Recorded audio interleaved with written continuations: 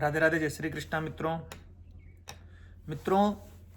हमारे शास्त्रों में दो प्रकार की विद्याएं सदा से प्रचलित रही है। एक तो कल्याणकारी और एक आसुरी। जब हम वैदिक साहित्य पढ़ते हैं तो वेदों में दोनों प्रकार के मंत्र मिलेंगे आपको। एक तो कल्याणकारी भी मिलेंगे और एक विनाशकारी आसुरी भी मिलेंगे। अथर्ववेद के अंदर मारण, मोहन, वश्य, उच्चाटन जो भी क्रियाएं हैं, षटकर्म, इनका भी आपको उल्लेख मिलेगा। और भारत में बहुत सी जगह तंत्र मंत्र करने वाले लोग प्रायः देखने को मिलते हैं। डायन, जादू टोना करने वाले। किस मनुष्य है तो मनुष्य ही, जन्म इनका भी हुआ है।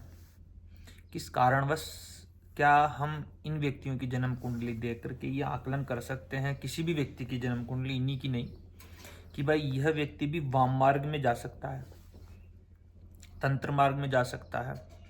दो मार्ग, योग मार्ग है, एक तंत्र मार्ग है। योग मार्ग कल्याणकारी है, जो यम, नियम, आसन, प्राणायाम, प्रत्याहार, धारणा, ध्यान, समाधि है, उस ओर ले जाता है। और एक वाम मार्ग है, वह भी समाधि स्थिति की ओर ले जाता है, लेकिन शक्तियों का दुरुपयोग हो जाता है वहां पे। क्योंकि अनंत शक्ति संपन्ना भिक्षा याचा महे यदि दैन्य शक्ति प्रदर्शनतो ही किमाश्चर्य मतः परम। मनुष्य वस्तुतः अनंत शक्तियों से संपन्न है। मनुष्य का शरीर अनंत शक्ति संपन्ना। तो इन अनंत शक्तियों को जागृत करने वाले लोग वे कौन से हैं? किन प्रकार की गृहीय अवस्था, जन्म कुंडली में किस प्रकार की गृहीय अवस्था व्यक्ति को वाम मार्ग में ले जाती है? जादू टोना करवाना सीख जाती, दूसरे का अहित करने पर उतर आ जाता है व्यक्ति। तो ये कब प्रवृत्त होता है व्यक्ति? इस विषय में बहुत कम वीडियो आपको मिलेंगे। शोध का विषय है, आप भी समझिएगा चीज़ों को, यदि समझने की इच्छा है। देखिए, आपको ज्योतिष बहुत सरल है। पहली बात समझना है, बहुत सरल है, बहुत सरल है। देखिए, लग्न का नक्षत्र नवांश समझ गए होंगे आपको। लग्न का नक्षत्र नवांश 3 ग्रहों से संबंध हो। मंगल, शनि, केतु, ठीक है। और उस नक्षत्र नवांश का संबंध षष्ठ, अष्टम, द्वादश इनसे भी हो। समझना, पूर्णता से समझना। और वह नक्षत्र नवांश अग्नि तत्व की राशियों में हो। आप एक एक चीज को समझिएगा, बहुत सरल है। फिर बता रहा हूं, लग्न का सब लोड मतलब कि लग्न का नक्षत्र नवांश अग्नि तत्व की राशियां कौन कौन सी होती है? मेष, सिंह, धनु, इन राशियों में हो।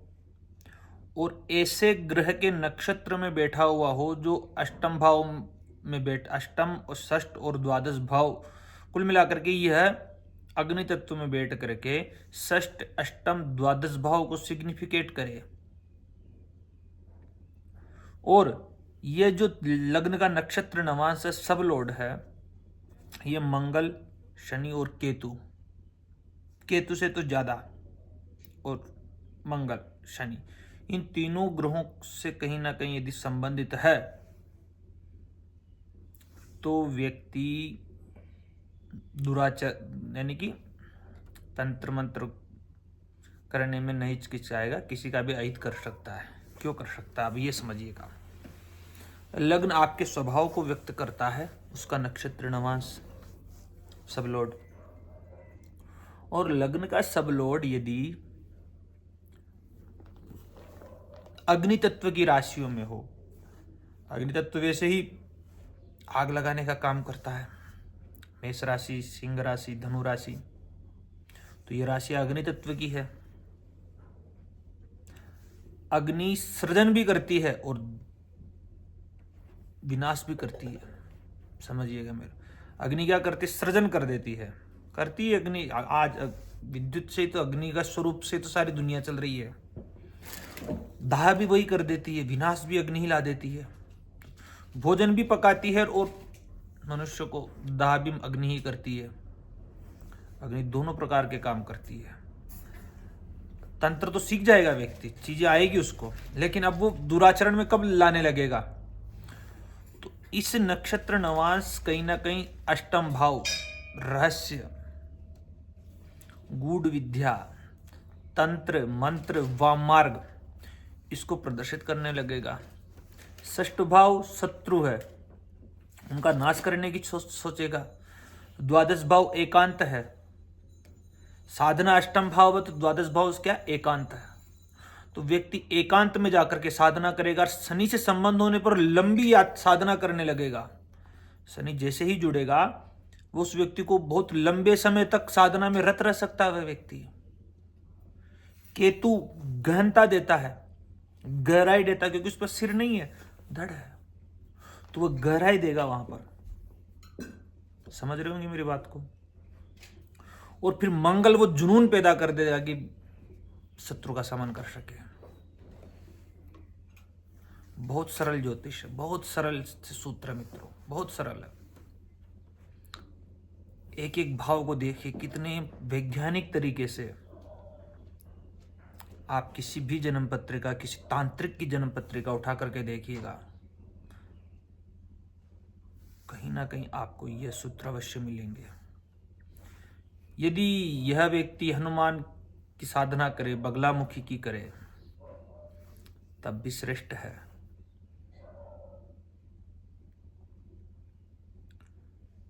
मेरा ही दिमाग खराब होने लग जाता है कभी कभी, सोचता हूं। तो ये चीजें समझना है, बस केवल करना कुछ भी नहीं है, बस बहुत आंतरिक स्थिति गहराई से समझ लो इस चीज को, स्वयं में ज्योतिष आ जाएगी आपको। लग्न का नक्षत्र नवांश अग्नि तत्व की राशियों में हो और वह षष्ठ अष्टम द्वादश जो कि तीनों बुरे भाव है इनसे संबंधित हो, और शनि मंगल केतु इनका संबंध हो जाए, बस वामार्गी हो गया व्यक्ति। आप आज आकलन कर सकते हैं कि ये वामार्ग में और प्रवृत्त हो सकता है, तो उसको आप अच्छी दिशा दीजिए। वह ऊर्जा है, वह सकारात्मक भी हो सकती है। यदि यही स्थिति, समझिएगा, ये जो पाप प्रभाव में चला जाता है मंगल शनि केतु, तो मंगल शनि को हटा दो और गुरु को ला करके रख दो, तो आध्यात्मिक उन्नति कर जाएगा ऐसा व्यक्ति। और नवम भाव कहीं भी जुड़ा, केतु जुड़ा, और द्वादश भाव साधना का जुड़ा, बहुत अच्छा आध्यात्मिक व्यक्ति बन सकता है। अध्यात्म में बहुत रुचि रहेगी, बहुत गहराई से साधु हो सकता है, सन्यासी हो सकता है, उच्च कोटि का साधक हो सकता है। अष्टम भी जुड़े, नवम भी जुड़े, द्वादश भी जुड़े, और देवगुरु बृहस्पति जुड़े, सूर्य जुड़े, क्या तपस्वी, क्या ओजस्विता रहेगी उस व्यक्ति में। बस यही छोटी छोटी चीजों को आप समझिएगा। बस लग्न का नक्षत्र नवांश, उसको लग्न के नक्षत्र नवांश मतलब कि सब लॉर्ड, उसको चेक करो कि वह, उसको एक बार देखिए किस राशि में बैठा हुआ है, किन ग्रहों का प्रभाव उस पर पड़ रहा है, किसके नक्षत्र में बैठा हुआ है, किस राशि में बैठा हुआ है। समझ रहे हो मेरी बात को। और किन किन भावों को सिग्निफिकेट कर रहा है। इन चीजों को यदि आप अच्छे प्रकार से एनालिसिस करते हैं तो आपको मैं बहुत से सूत्र बताऊंगा, जिससे आप आसानी से समझ पाओगे कि ये व्यक्ति किस दिशा में जा रहा है या जा सकता है। आकलन है ज्योतिष। ज्योतिष ये नहीं कहता कि ऐसा होना ही है, बस केवल फलानी ग्रहचारेण सूचयंती मनीषिण को वक्ता तारतम्य तमैकम वैदसम विना। और ये सूत्र जान करके आप अहंकार में मत रहना। अहंकार पतन का मार्ग है। ये सूत्र आपको मैं गुप्त रखने के ही लिए बताया हूं, बस अपने मन में रखिएगा इन चीजों को। आप आकलन कर सकते हैं, सीखने के लिए है ये किसी आपके पास कोई व्यक्ति आए और आप उसको एकदम कुछ कह दे, क्योंकि इन व्यक्तियों की नजर भी लगती है, तो आप पर क्यों, आप बचिएगा इन व्यक्तियों से, अपनी रक्षा करनी है। क्योंकि मित्रों वामार्ग बहुत बड़ा मार्ग है। काश्मीर शैव दर्शन आपने पढ़ा होगा, अभिनव गुप्त, वसुगुप्त, उधर देखे तो नागार्जुन वामार्ग में बहुत भरे पड़े हुए थे भैरव साधना के। ये मैंने तो क्या अरुण कुमार शर्मा की पुस्तकें पढ़ी थी कुछ समय, तीसरा नेत्र, कपाल कुंडला इत्यादि करके, वहाँ से भी आपको अच्छी जानकारियाँ मिलेगी। शारदा तिलक यंत्र पढ़िए आप, मंत्र महारणव पढ़िए, मंत्र महोदधि पढ़िए, बहुत से ग्रंथ है। डामर तंत्र, उड्डयन तंत्र है। तंत्र मार्ग के भारत में लाखों पुस्तकें आपको देखने को मिलेगी, लाखों, केवल और केवल तंत्र पर, जिसमें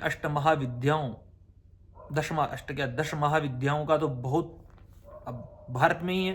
हाँ, मातंगी नहीं मिल पा रही है भारत में, क्योंकि मातंगी, मैं भगवती के ऊपर 10 महाविद्याओं पर तो भी चर्चा नहीं करूंगा, विषय भिन्न हो जाएगा 10 महाविद्याओं पर यदि प्रवेश करे तो। कुल मिलाकर के शंकराचार्य जी ने 9 महाविद्याओं का पता किया था, एक उनको नहीं मिल पाई थी, साधना की थी शंकराचार्य जी ने। मातंगी जो चीन में या तिब्बत के अंदर कहीं भारत से बाहर है, साधक नहीं मिल पा रहे मातंगी के भारत में। तो भारत में मातंगी के साधक मिले तब वो मातंगी की साधना करें। हमारे दुर्गा सप्तशती में भी षष्ठ अध्याय मातंगी का ये अध्याय, यम रत्न पीठे सुखकलपटितम शृण्वतीम श्यामलांगीम निस्तैकांग्रीम सरोजे शशिशकलधरां वल्लकीं वादयन्तीं कल्हाराबद्धमालां नियमितविलसच्चोलिकां रक्तवस्त्रां मातंगीं शंखपात्रां मधुरमधुमदां चित्रकोद्भासि भालां। तो दुर्गा सप्तशती का षष्ठ अध्याय मातंगी को लेकर के ही है। 10 महाविद्याओं का भाई ऐसा व्यक्ति उपासना करे किसी एक की, यदि शुक्र जैसा ग्रह मिलता है, लग्न के नक्षत्र नवांश को इन भावों का प्रदर्शित होते हैं ये भाव, तो ऐसे व्यक्तियों को 10 महाविद्याओं की आराधना करनी चाहिए। सूर्य जैसे मिले तो भगवान सूर्य और नारायण की आराधना करनी चाहिए। आध्यात्मिक उन्नति के मार्ग पर जाना चाहिए, क्योंकि महत्वपूर्ण मोक्ष है मित्रों इस क्योंकि मोक्ष एक ऐसी चीज है जो जीवित रहते हुए मिल सकती है। जीवन मृत्यु के बाद में कोई मोक्ष नहीं होती है, मोक्ष का कोई प्रश्न नहीं होता मृत्यु के बाद में। मोक्ष एक ऐसी चीज है जो जीवित व्यक्ति को मिलता है, मृत्यु के बाद में मरे हुए को नहीं मिलता है मोक्ष। ठीक है, धन्यवाद। यूट्यूब चैनल को लाइक शेयर अवश्य कीजिएगा। धन्यवाद मित्रों।